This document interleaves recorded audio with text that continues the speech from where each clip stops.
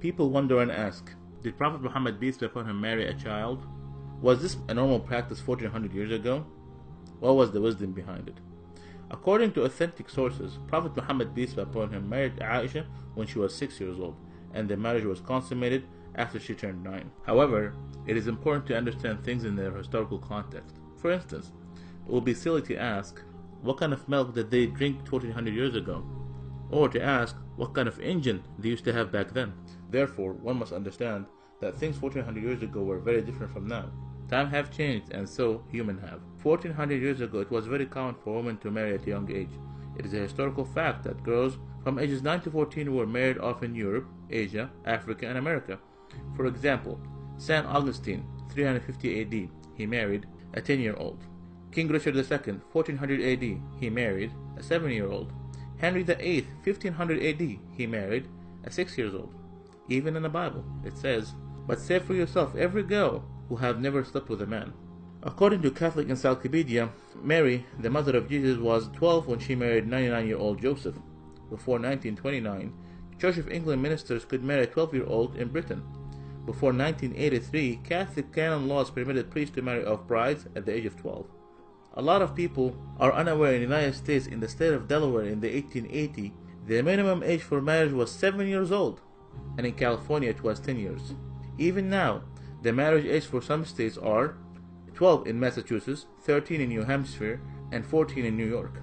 At the time of the Prophet Muhammad, peace be upon him, those who refused his message tried every method and strategy to discredit him. They were always looking for opportunities to attack him, verbally or even physically.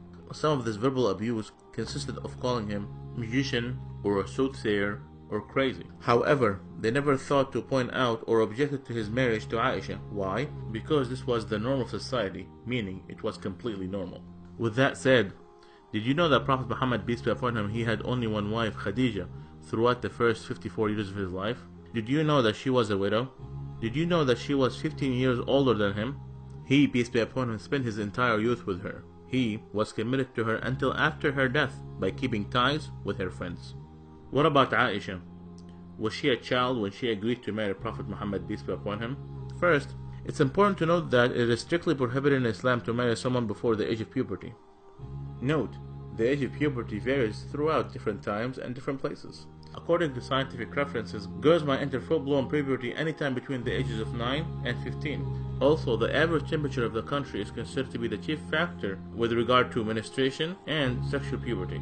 So, was Aisha a child? No, she was not. So what about the wisdom behind this marriage? God always knows best. The marriage of Aisha was an instruction from God.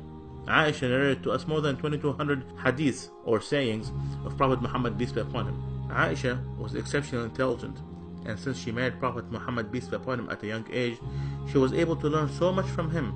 She later played an important role as a teacher, expert, and interpreter of Islam. So, there was so much wisdom behind this marriage.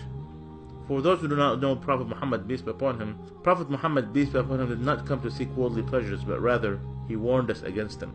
His companions described him as a man of morality and said he was shyer than a virgin in her seclusion. When the believers asked him an awkward question, he would cover his face out of shyness.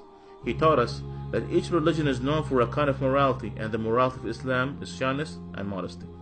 قل إنما أنا بشر مثلكم يوحى إلي أنما إلهكم إله واحد فمن كان يرجو لقاء ربه فليعمل عملا صالحا ولا يشرك بعبادة ربه أحدا. Say, I'm only a man like you, whom revealed to him that your God is one God.